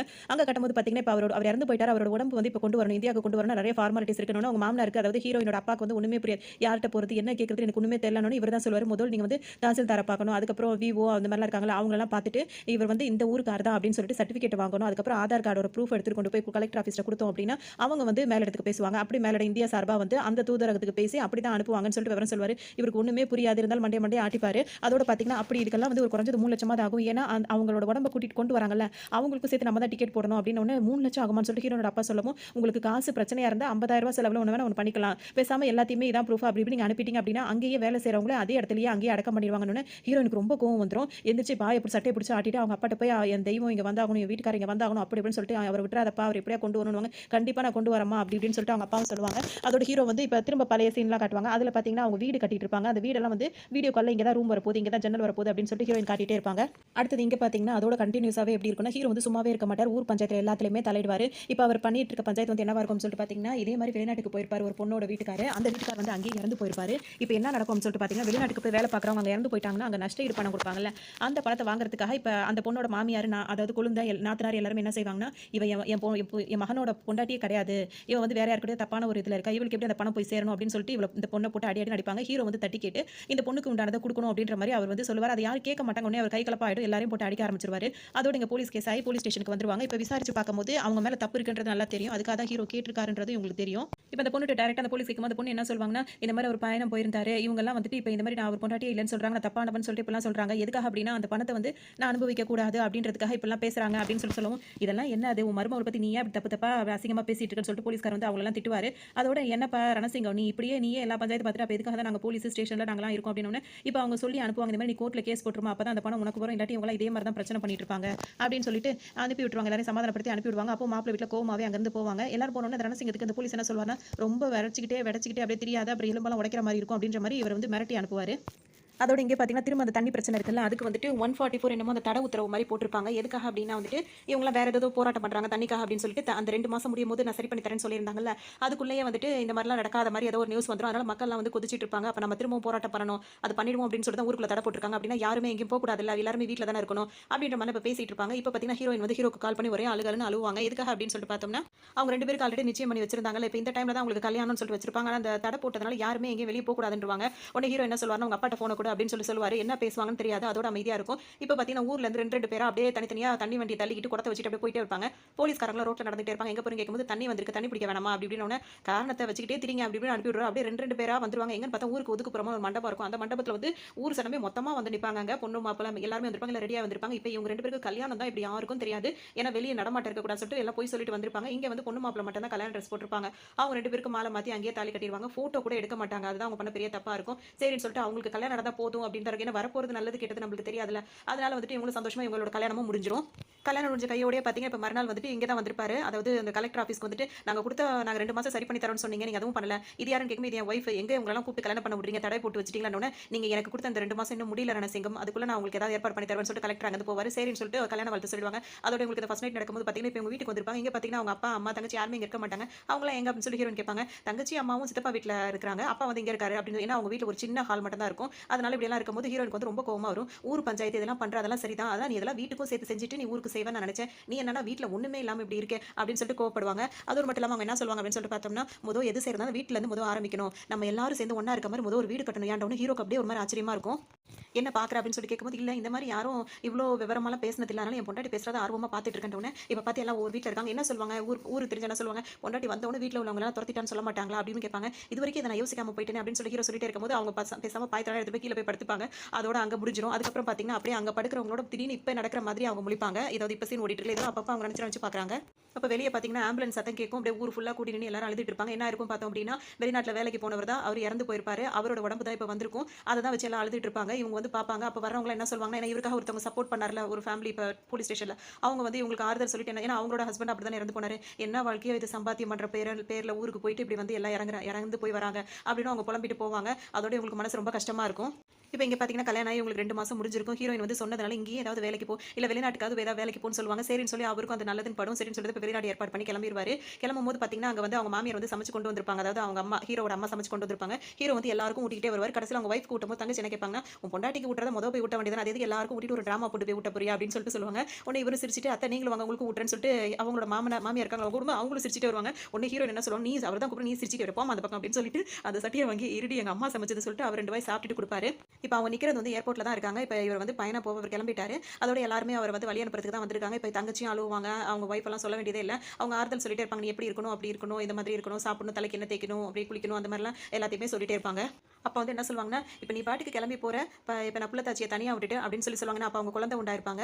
அதோட அப்பா கிட்ட நான் என்ன சொல்றது அப்படின்னு சொல்லிட்டு அவர் வம்பு பண்ணிட்டு இருப்பாங்க. அதோட அவரும் சிரிச்சு சமாதானம் பண்ணிட்டு அங்கிருந்து கிளம்புவாரு. அப்படியே இப்ப இந்த சீன் இதெல்லாம் பார்த்துட்டு இப்படி ஒரு ஒரு நல்லா இருக்கா இதெல்லாம் பார்க்கறதுக்கு. இதை பார்த்துட்டு அப்படியே இப்ப அவங்க தனியா இப்ப இருக்காங்கல்ல, இதை பார்க்கும்போது ரொம்ப ஒரு மாதிரி கனமா இருக்கும் மனசுல நம்மளுக்கு. அதை காட்டுவாங்க. அதுல வந்துட்டு அப்படியே அவங்க வெறிச்சோடி அவங்க பிள்ளையோட உட்காந்துருக்கும் போது எப்படி இருக்கும், அதெல்லாம் ரொம்ப கஷ்டமா இருக்கும்ல. அதோட பார்த்துட்டு சரி இப்ப அவர் சொன்னார்ல இந்த மாதிரி தாலுகாக்கு போகணும், விஓக்கு போகணும், கலெக்டரை பார்க்கணும், ஒவ்வொரு ஆஃபீஸ்க்கா வந்துட்டு அவங்க குழந்தையா இருக்காங்கல்ல, அவங்களுக்கு நாத்தனார் அவங்களை கூட்டிட்டு அவங்க ஒவ்வொரு இடத்துக்கா வருவாங்க. அவர் என்ன சொல்வாருன்னா, நீங்க தான் அவங்க ஒய்ஃப்ன்றதுக்கு எந்த ப்ரூஃப்மே இல்லையேன்னு அன்னைக்கு தடை போட்டிருந்தாங்க. அதனால தான் வந்து எங்களால ஒரு கல்யாண பத்திரிகையோ ஒரு மண்டபமோ அதை பார்க்க முடியல, ஒரு போட்டோ கூட எடுக்க முடியலன்னு எப்படிமா நம்ப முடியும்? நீ இன்னைக்கு வந்து நீ தான் பொண்டாட்டின்னு சொல்லுவா, நாளைக்கு இன்னொருத்தி வந்து அவ தான் பொண்டாட்டின்னு சொல்லுவா. அப்ப இப்ப நாங்க தானே பிரச்சனையில மாட்டிட்டு இருக்கணும், வந்துட்டாங்க வெளிநாட்டுக்கு போறது அப்படியே புருஷனை காணோம் அப்படி இப்படின்னு சொல்லிட்டு அவர் பாட்டுக்கு இஷ்டத்துக்கும் பேசுவார். அதுக்கப்புறம் விஓக்கு போங்கன்னு அனுப்பிவிடுவேன். இதெல்லாம் அவங்க பார்க்க வேண்டியது அவங்க என்ன நம்மள்ட்ட அனுப்பி விடுறாங்க. இவங்களுக்கு இதே வேலை, அவங்க பார்க்க வேண்டிய வேலை பார்க்காம அடுத்தடுத்த ஆஃபீஸ் மேல தலையை தூக்கி போட்டுருவாங்க. இந்த மாதிரி ஒவ்வொருத்தரா மாத்தி மாத்தி அவங்களை அலைய விட்டுட்டே இருப்பாங்க. கடைசியில இந்த ரெஜிஸ்டர் ஆஃபீஸ்க்கு வருவாங்க. இங்க வந்தோன்னு அவர் என்ன சொல்வாருன்னா, இதெல்லாம் ஒரு விஷயமே இல்லம்மா, சீக்கிரமா கல்யாண சர்டிஃபிகேட் தானே, அது ஈஸியா எடுத்துடலாம் அப்படின்னு சொல்லிட்டு மண்டபம் பார்த்து ரசீது இருக்கான்னு கேட்பாரு. இல்ல அப்படின்னு சொல்லுவாங்க. கல்யாண பத்திரிக்கை இருக்கான்னு சொல்லி கேட்கும்போது இல்ல அப்படின்னு சொல்லுவாங்க. போட்டோவாது இருக்கான்னு கேட்கும்போது இல்ல, என்னம்மா எதை கேட்டாலும் இல்ல இல்லங்கிற. சரி ஓகே ஒன்றும் பிரச்சனை இல்லை, நாளைக்கு வரும்போது மாப்பிளையை கூட்டுவாங்க, இங்கேயே வச்சு 2 பேருக்கு கல்யாணத்தை முடிச்சிட்டு உடனே சர்டிஃபிகேட் மேரேஜ் சர்டிஃபிகேட் கொடுத்தலாம் அப்படின்னு சொல்லுவாரு. உடனே 2 பேர் தயங்கி வந்து என்ன சொல்லுவாங்கன்னா, அவர் இறந்து போயிட்டாரு, வெளிநாடு போகும்போது இறந்து போயிருந்தது, அவரே உயிரோட இல்லையானு ஒரு பெரிய அதிர்ச்சியா போயிடும். இப்போ ஒண்ணுமே செய்ய முடியாதுன்னு சொல்லிடுவாரு. இல்ல பணம் வேணா ஏதாவது லஞ்சம் வாங்குறேன்னு நினைச்சிக்கிட்டே அப்படி ஒரு பாட்டு கத்தி வெளியே அனுப்பிடுவாரு. இதுக்குன்னு வக்கீலா இருப்பாங்க அவங்கள பாருங்கன்னு. இங்க வெளிநாட்டுல காட்டுவாங்க. அங்க உள்ள அந்த ஆஃபீஸ்ல என்ன நடந்தது அப்படின்றத அடிக்கடி அங்கேயே வாழ்க்கையும் காட்டிட்டு இருப்பாங்க. ஒரு பக்கம் இவங்களும் போகாத இடம் இல்ல. இப்ப வேற வேற வக்கீல்கிட்ட வந்துகிட்டே இருப்பாங்க. ஒவ்வொருத்தரும் அதை முடிச்சிடலாம் சொல்லிட்டே இருப்பாங்க. இங்க பாத்தீங்கன்னா அந்த பொம்பளை வந்து பிரச்சனை பண்றா அவரோட ஒய்ஃப் அப்படின்ற மாதிரி இங்க சொல்லிட்டு இருப்பாங்க. இவர் வந்து இப்போ ஊருக்கு தான் கால் பண்ணுவார். அதாவது ஹீரோட ஒய்ஃபுக்கு கால் பண்ணுவாரு. அதாவது இவர் யாருன்னா இப்போ ஹீரோ கூட வேலை பார்த்தவர் தான் இவரு. அவர் ஹீரோன்ற உடம்ப வந்து இவர்கிட்ட காட்டும்போது இதானே ஹீரோ அப்படின்னு சொல்லிட்டு கேட்கும்போது இவர் என்ன சொல்றாரு, இது ஹீரோவே கிடையாது அப்படின்னு சொல்லிடுவாரு. ஆனா இதுதான் ஹீரோ அப்படின்னு சொல்லிட்டு எல்லாரையும் சமாளிக்கணும்னு சொல்லி மாதிரி அவங்க முடிவு பண்ணி வச்சிருப்பாங்க. உடனே இவருக்கு டவுட் வந்து இப்போ இவருக்கு கால் பண்ணி என்ன சொல்வாருன்னா, இங்க உண்மையிலே எந்த போராட்டமும் நடக்கவே இல்லம்மா, போராட்டம் நடந்ததுன்னு சொல்லிட்டு போய் சொல்றாங்க. இங்க வந்து ஒரு அந்த கம்பெனில வந்து ஒரு பெரிய ஆக்சிடென்ட் நடந்துச்சு. அந்த ஆக்சிடென்ட்ல தான் வந்து உங்க வீட்டுக்காரர் இறந்து போயிட்டாரு. போராட்டத்துல இறந்து போயிட்டாங்கன்னு சொன்னா நம்பாதீங்க. அதே மாதிரி இந்த இதை வந்து மாத்தி அனுப்பிடுவாங்க. நம்பாதீங்கம்மா, ஏமாந்துறாதீங்க. அது மட்டும் இல்லாம நான் தான் கால் பண்ணேன்னு யார்ட்டையும் சொல்லிடாதீங்க. நான் இங்க இருக்கிறது என் உயிருக்கே ஆபத்தா போயிடும் அப்படி இப்படின்னு அவர் சொல்லிட்டு இருக்கும்போது உங்களுக்கு ஒரு மாதிரி மயக்கமே வந்துடும். ஒரு மாதிரி பொத்துன்னு கீழே வந்துருவாங்க. என்னமாச்சு அந்த முனிஸ் இருக்காரு, அவர் ஒரு பக்கம் பதறிட்டே இருப்பாரு. இப்போ நேரா இப்போ என்னதான் பண்றதுன்னு அவங்களுக்கு தெரியாது. சரின்னு சொல்லிட்டு கலெக்டர் ஆஃபீஸ் இருக்குல்ல, அங்க போயிட்டு சொல்லுவாங்க. அவர் என்ன சொல்வாருன்னா, உங்களுக்கு இது சொன்னது யாரு அப்படின்னு சொல்லி கேட்கும்போது இப்படி சொன்னாங்கன்னா அவர் என்கிட்ட டைரக்டா பேச சொல்லுங்கன்னு சொல்லும்போது, இல்ல இந்த விஷயத்தை வெளியே சொல்ல வேணாம்னு அவர் சொன்னாரு. அவருக்கு அங்க பிரச்சனை, எந்த ஆதாரம் இல்லாம எப்படிமா எங்களால் நடவடிக்கை எடுக்க முடியும்னு சொல்லிட்டு இவர் கேட்பாரு.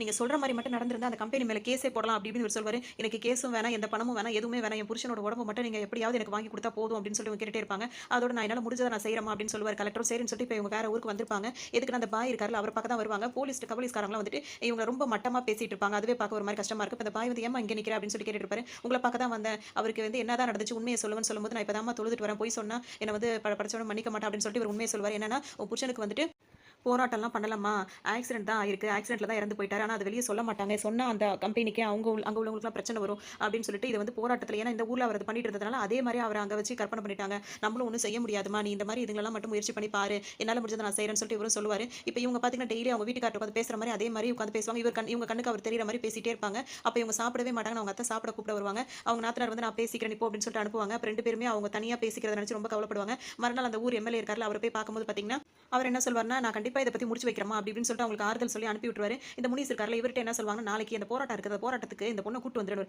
எதுக்குன்னு கேட்கும்போது, அதாவது இந்த பொண்ணை வச்சு தான் அனுதாபத்தில் ஏதாவது நம்ம இது பண்ண முடியும் அப்படி இப்படின்னு சொல்வாரு. என்னன்னா அதே நொந்து போயிருக்கா, இன்னும் தீட்டு அப்படி இப்படின்னு அவர் சொல்வாரு. அதெல்லாம் பார்த்துக்கலாம், அந்த பொண்ணை கூட்டு வாங்க. இந்த விஷயம் இந்த அம்மாக்கு தெரியாது, ஹீரோயினுக்கு தெரியாது. இவங்க நாளைக்கு வர சொல்றாங்க சொல்லிட்டு இவங்களும் தைரியமா இருக்க வேண்டிய நேரத்துல ஹீரோட சட்டையை தான் போட்டுப்பாங்க.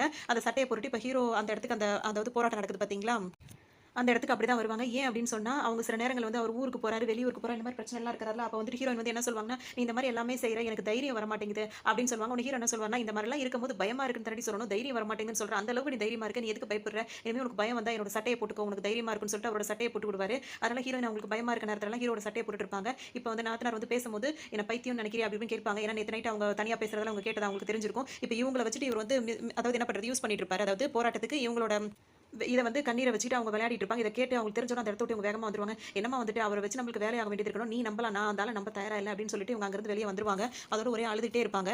அதோட திரும்பவும் ஹீரோயின் வந்து ஹீரோ நினச்சி பார்க்க ஆரம்பிச்சிருவாங்க.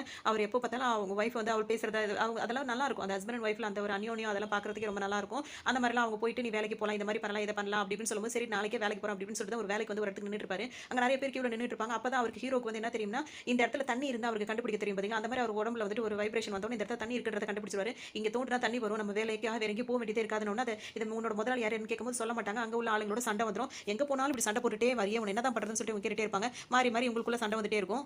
அதோட இப்போ பார்த்தீங்கன்னா இப்போ அந்த ஊருக்காக தான் இவர் இவ்வளோ பண்ணுறாரு. ஆனால் ஊர் மக்களே வந்து ஒரு ஸ்டேஜுக்கு மேலே இவருக்கு சப்போர்ட் பண்ண மாட்டாங்க. எல்லாம் அவங்க வேலையை பார்த்துட்டு போயிடுவாங்க. இவங்களுக்கு இப்போ யாருமே சப்போர்ட்டாகவே இருக்க மாட்டாங்க. அது ஹீரோக்கும் வருத்தமாக இருக்கும், ஹீரோயினுக்கு ரொம்ப வருத்தமாக இருக்கும். அப்புறம் போலீஸ்காரர் என்ன சொல்வாருன்னா, நீ இந்த ஊருக்காக தான் எல்லாமே செய்கிறான், அந்த ஊருக்காரங்க உனக்காக ஒரு பிரச்சனை கூட வந்து நிற்க மாட்டாங்க, அதனால உன் வேலையை மட்டும் உன் குடும்பத்தை மட்டும் பாரு அப்படின்னு சொல்லுவாங்க. ஹீரோக்கு இது ரொம்பவே மனசுடைஞ்சு போயிடுவாரு. ஏன்னா நல்லது செய்யணும், எல்லாருக்கும் தண்ணி கிடைக்கணும், நல்ல விஷயம் நடக்கணும்னு சொல்லிட்டு எவ்வளோ பண்ணுவார். ஹீரோ இப்போ போலீஸ்காரர் என்ன சொல்ல, இந்த மாதிரி நின்றுட்டு இருந்தா உன் குடும்பத்தை பார்ப்பா, அப்புறம் உனக்கு ஒன்றுனா உங்க பொண்டாட்டி பிள்ளை யார் பாப்பா, அவங்களாம் ரொம்ப மோசமானவங்க, யாரையும் நம்பாத அப்படின்னு சொல்லிட்டு என்னால் முடிஞ்சதை சொல்றேன்னு சொல்லிட்டு அட்வைஸ் பண்ணிட்டு அங்கிருந்து கிளம்பிடுவாரு. அதுக்கப்புறம் தான் இந்த ஊரில் எதுக்கு இருக்குன்னு சரி வெளிநாட்டுக்காக வேலைக்கு போகணும்னு சொல்லிட்டு ஹீரோ கிளம்பியிருப்பாரு. இதுக்கிடையில வெளிநாட்டில் வந்து இவங்க வந்து ஒய்ஃப் வந்து ரொம்ப பிரச்சனை பண்றாங்க அப்படின்றது அவங்களுக்கு வந்து பிரஷராகவே இருக்கும். எப்படி ஒரு பொம்பளை சமாளிக்கிறது, பணத்தை கொடுத்து வாய் அடைச்சலாம்னு சொல்லிட்டு அவங்க முயற்சி பண்ணிட்டு இருப்பாங்க. இதுக்கிடையில பார்த்தோம் அப்படின்னா ஒரு ஆஃபீஸ்க்கு வந்திருப்பாங்க. அதாவது வெளிநாட்டு ஆஃபீஸ்ல இருந்து இங்கே கான்டாக்ட் இருக்க மாதிரி இருக்கும். அங்கே வந்து விசாரிக்கலாம்னு சொல்லிட்டு வந்திருப்பாங்க. அங்கே ஒரு லேடி நிறமாசமா இருப்பாங்க, அழுதுட்டு உட்காந்துருப்பாங்க. என்ன அப்படின்னு சொல்லிட்டு ஹீரோயின் பத்தி கேட்கும்போது, ஏன் உன் வீட்டுக்காரர் தானே வெளிநாடு போறாரு, எதுக்காக அழுறேன்னு சொல்லி கேட்கும்போது, அவர் என் வீட்டுக்காரே கிடையாது, என் வீட்டுக்காரோட தம்பி, வெளிநாட்டுக்கு வேலைக்கு போன என் வீட்டுக்காரர் வந்து இறந்து போயிட்டாரு, அவருக்கு கொடுக்க வேண்டிய பணத்தை நான் வாங்குறதுக்காக என் மாமியார் வலுக்கட்டாயமா அவரோட தம்பிக்கு என்ன கல்யாணம் பண்ணி வச்சுட்டாங்கன்னு சொல்லுவாங்க. இவங்க சொல்லி அழுதுட்டே இருக்கும்போது பார்த்தீங்கன்னா அங்கே வந்து அவங்க வந்து இவங்களை கூப்பிடும்போது வரமாட்டேன்னு சொல்லுவாங்க. உடனே இவங்க ஹீரோயின் போயிட்டு அவங்க மாமியாரும் அவர் புருஷனை போட்டு அடியே அடிப்பாங்க. பணத்துக்காக என்ன வேணா செய்வேன்னு சொல்லிட்டு எல்லாரையும் மிரட்டி விட்டுட்டு உடனே இவங்க கிட்ட என்ன சொல்லுவாங்கன்னா, உனக்கு என்ன பிடிச்சிருக்கோ நீ இவனை கல்யாணம் பண்ணி வாழ்றதா இருந்தா வாழ, இல்ல உனக்கு என்ன பிடிச்சிருக்கோ அதை நீ செய், அப்படி எதுவும் இல்லை அப்படின்னா என் ரணசிங்கம் வீடு எங்க இருக்குன்னு கேட்டு அங்கே வா, நான் உனக்கு கஞ்சி ஊத்துறேன் அப்படின்ற மாதிரி அவங்கள்ட்ட சொல்லிட்டு அங்கே கிளம்பிடுவாங்க. அதோட அவங்களும் கையெடுத்து கும்பிட்டு இது பண்ணுவாங்க. இப்போ இவர் வந்து இந்த விஷயத்தெல்லாம் கேட்டு இதை நம்ம சும்மா விடக்கூடாது, கோர்ட்ல கேஸ் போடணும் அப்படின்னு சொல்லிட்டு சொல்லிடுவாரு. இப்போ இவர் வக்கீல், இதனால வந்துட்டு இவங்களோட கேஸ் இவர் எடுத்துக்கிட்டு இதை நம்ம உனக்கு நியாயம் வாங்கி கண்டிப்பா நான் தரமா, கொஞ்ச நாள் கொஞ்சம் டைம் எடுக்கும், ஆனா கண்டிப்பா உனக்கு நியாயம் தரேன் அப்படின்னு சொல்லிட்டு பேசிட்டு இருப்பாரு. ஒரு பக்கம் இவங்களை எவ்வளவு சமாளிக்க பார்ப்பாங்க. அதாவது பணத்தை கொடுத்து மாத்திடலாம்னு சொல்லிட்டு அவங்க பணம் பணம் வேணாம், எனக்கு என் புருஷனோட உடம்பு தான் வேணும்னு சொல்லிட்டு பிடிவாதமா இருந்துட்டு இருப்பாங்க. இன்னொரு பக்கம் வீட்ல சமைக்காமயே எப்படி சோகமாவே போயிட்டு இருக்கும். இவங்க வேற சோகத்துல இருக்காங்க. இப்ப நாத்தனார் பாத்தீங்கன்னா, அவங்க சமைக்கிறாங்கன்னா அவங்க தலைக்கு ஊத்திருப்பாங்க. அதனால சமைக்கக்கூடாது, கிச்சனுக்கு போக்கூடாதுன்னா அவங்களுக்கு கோவம் வந்துரும். யாருடி இதெல்லாம் சொன்னது? இது மாரி தலைக்கு குளிச்சா அங்க போக்கூடாது, இங்க போக்கூடாது, பெண்ணுங்க தீட்டுனா இத பண்ணக்கூடாது, இத பண்ணக்கூடாதுன்னு. இதெல்லாம் சத்தியமா எனக்கு தெரியாது. ஏன் நம்மள படிச்ச சாமிக்கு தெரியாது அப்படி இப்படின்ற மாரி அவங்க பேசி கோவப்படுவாங்க. நம்மளுக்கு பசிக்குதுன்னு நம்ம தான் எல்லாமே செஞ்சுக்கணும். அப்படி இப்படின்னு சொல்லிட்டு போய் நீ அடுப்ப பத்த வை அப்படின்ற மாரி இவங்கள்ட்ட சொல்லி அவங்க அத மாரி செய்ய சொல்லுவாங்க. அதோட பார்த்தீங்கன்னா, இவங்கள வேற வேற மூலியமா வந்து பிரஷர் பண்ணலான்னு சொல்லிட்டு என்ன பண்ணுவாங்கன்னா, இவங்க பாட்டுக்கு வந்து மரம் வெட்டிட்டு உட்காந்துருப்பாங்க. ரேஷன் கடை இதுலேருந்து ஆஃபீஸ்ல இருந்து ஆளுங்க வருவாங்க. அவங்க வந்துட்டு இப்போ புதுசா அந்த பாப்பா பொறந்திருக்கு. அந்த பாப்பா வந்துட்டு ரேஷன்ல பேர் சேர்க்கறதுக்காக சேர்க்க வருவாங்க. அப்ப அந்த பொண்ணோட பேர வந்து சேர்க்கணும் அப்படின்றபோது என்ன சொல்லுவாங்கன்னா, அப்ப அவங்க அப்பா என்ன வேலை பார்க்குறாங்கன்னா, வெளிநாடு போயிருக்காரா. கஷ்டப்படுறவங்களுக்கு தானே ரேஷன்ல எல்லாமே ஃப்ரீன்னு சொல்றது. அத விட்டுட்டு நீங்க எல்லாம் கவர்மெண்ட் ஏமாத்தி எல்லாத்தையும் புடுங்கி தின்னுட்டு இருக்கீங்களா? அப்படி இப்படின்னு உடனே ஹீரோயினுக்கு வந்து ரொம்ப கோவமாயிடும். என்னத்த நாங்க புடுங்கி தின்னுட்டு இருக்கோம். நீங்க குடுக்குற அரிசி பருப்புல தான் நாங்க வாழ்ந்துட்டு இருக்கோமா? போய் எழுதிக்கயா, என்ன வேணா எழுதிக்க அப்படின்னுவாங்க. கவர்மெண்ட் ஆஃபீஸரையே நீ விரட்டுறியா? உன்ன வந்து நான் அப்படி பண்றேன் இப்படின்னு மிரட்டுவாரு. ஓ நாங்க இந்தியாலயே இல்லாதவங்க, நாங்க இந்த தமிழ்நாட்டுக்காரங்களே இல்லன்னு கூட நீ எழுதிக்க. அதனால என்ன? அப்படி இப்படின்னு அவங்களுக்கு அருவாள் வச்சு வெட்டாத கூடயே மிரட்டி அனுப்புவாங்க. அவங்க மாமியாரும் நாத்தனாரும் தான் ரொம்ப கஷ்டப்பட்டு அவங்கள தடுத்து நிப்பாட்டுவாங்க. ஏன்னா அவங்களுக்கு அவ்வளோ விரக்தியா இருக்கும். ஒவ்வொரு விஷயமும் வந்து சட்டம் சட்டம்னு சொல்லிட்டு பேசுறாங்க. ஆனா யாருமே சட்டத்துக்கு கீழ நடக்கிறது இல்ல. அவங்களும் வந்துட்டு அவங்களுக்கு தகுந்த மாதிரி தான் நடந்துக்கிறாங்கன்னு சொல்லிட்டு ரொம்ப கோவப்படுவாங்க. அதோட இவ்வளோ பெரிய துக்கம் நடந்திருக்கும். இதுலயே பார்த்தீங்கன்னா 5 மாசம் 6 மாசம் ஓடி இருக்கும். இப்ப அவங்க தண்ணி பிடிக்க தான் வந்திருப்பாங்க. நிறைய பேர் தண்ணி பிடிக்க வந்திருப்பாங்க. எல்லாம் ரொம்ப ஜாலியா பேசி சிரிச்சிட்டு இருப்பாங்க. இவங்கள பார்த்தோன்னே ஒரு பேருக்கு மட்டும் விசாரிப்பாங்க. இந்த ஊர் மக்களுக்காக தான் அவர் அவ்வளோ கஷ்டப்பட்டாருன்னு அவங்க நினைச்சு ரொம்ப வருத்தப்படுவாங்க. இவரோட இழப்பு வந்து இந்த ஊருக்கு ஒன்றும் பெரிய இதா யாருக்கும் தெரியாது. அந்த நியூஸ் கேட்கும்போது எல்லாம் அழுதுருப்பாங்க. அதோட சரி இப்ப எல்லாம் மனசுல ஒரு மாதிரி மனசு அதெல்லாம் தாங்கிட்டு இவங்க பாட்டுக்கு வந்திருப்பாங்க. இப்ப இந்த கோர்ட் கேஸ் ஆனவொடனே இப்ப கோர்ட்ல அந்த கேஸ் வந்தவொடனே இப்ப கோர்ட் நல்லா தான் போயிட்டு இருக்கும். எதுக்காக நீங்க அவரோட ஹஸ்பண்டுக்கு வந்து இன்னும் நீங்க இது பண்ணாம இருக்கீங்கன்னு நாங்க விசாரணை பண்ணிட்டு இருக்கோம்னு சொல்லிட்டு போலீஸ்காரங்க சொல்லுவாங்க. அது என்ன 10 மாசமா விசாரணை பண்ணிட்டு இருக்கீங்கன்னு சொல்லிட்டு ஜட்ஜ் கேட்டுட்டு இருப்பாரு. அப்படியே ஆரம்பத்துல நல்லா தான் போயிட்டு இருக்கும். இப்ப போலீஸ்ல என்ன சொல்லுவாங்கன்னா, அவர் ஊர்லயே சும்மா இருக்க மாட்டாரு சார். அவர் வந்துட்டு ஏதாவது வம்பு தும்புன்னு வந்துட்டே தான் இருப்பாரு. பஞ்சாயத்துல தூக்கிட்டே இருப்பாரு. வெளிநாட்டுல அவர் சும்மா இல்ல அதே மாதிரி தான் பண்ணிருக்காரு அப்படின்னு ஒண்ணு. அப்படியா அதுக்கான ப்ரூஃப் இருக்கணும்ல அப்படி இப்படின்னு சொல்லிட்டு அந்த மாதிரி தான் இப்ப போயிட்டு இருக்கும். இப்ப அவருக்கு ஆக்சிடென்ட் தான் ஆச்சு. அவர் வந்து போராட்டம் பண்ணல அப்படின்ற விஷயம் யாருக்குமே தெரியல. ஏன்னா அதுக்கு ஆதாரம் இல்லனால முடிஞ்சிருச்சு. இப்ப இவங்க வாலண்டரியா வந்து இவங்க வந்து நியாயத்தை சொல்லுவாங்க. என் புருஷன் வந்து இப்படிதான் அப்படிதான் அந்த மாதிரி செஞ்சாரு. இப்ப வந்து இந்த மாதிரி அநியாயமா அவர் மேல பழி போடுறாங்க. அவர் உடம்பையாவது எப்படியாவது எங்களுக்கு மூட்டு கொடுங்க அப்படி இப்படின்னு சொல்லிட்டு இவங்க கேட்பாங்க. ஆனா ஜட்ஜ்மெண்ட் என்ன சொல்லிடுவாங்கன்னா, நம்ம ஊர்லயும் இந்த மாதிரி போராட்டம் அப்படி இப்படின்னு இருக்கிறவர் வெளிநாட்டிலே அப்படி போய் இருந்ததுனால அப்படி இறந்து போனதுக்கு நம்ம ஒண்ணுமே செய்ய முடியாது. இவங்க மனுதாரர் போட்ட கேஸை வந்து நான் வந்து தள்ளுபடி செய்யறேன் அப்படின்னு உடனே ஹீரோயின் அந்த ஜட்ஜ்மெண்ட் சொல்ல அவங்க எந்திரிச்சு வெளியே வந்துருவாங்க. அப்படியே அவங்க ஆளுங்க எல்லாருமே இப்ப வெளியே வந்துருவாங்க. இப்ப கலெக்டர் கிட்டே வந்து அவங்க முடிஞ்ச அளவுக்கு கேட்பாங்க. இவங்க கோவத்துல என்ன பண்ணுவாங்கன்னா, அந்த இது இருக்கும்ல அது பேர் என்ன சொல்லுவாங்க, கருவேல மலத்தெல்லாம் கொளுத்தி விட்டுருவாங்க. ஏன்னா வந்துட்டு ஹீரோ இருக்கும்போது சொல்வார், கருவேல மலத்தால தான் அந்த நீரெல்லாம் வந்து உறிஞ்சுது, அதை எரிக்கணும்னு போது அந்த ஊர் மக்கள் வந்து அப்ப விட மாட்டாங்க. அந்த சொல்லி விறகெல்லாம் பிறக்கி தான் வந்துட்டு நாங்க அடுப்பு எரிக்கிறோம், அதை நாங்க விட மாட்டோம்னு சொல்லிட்டு இருப்பாங்க.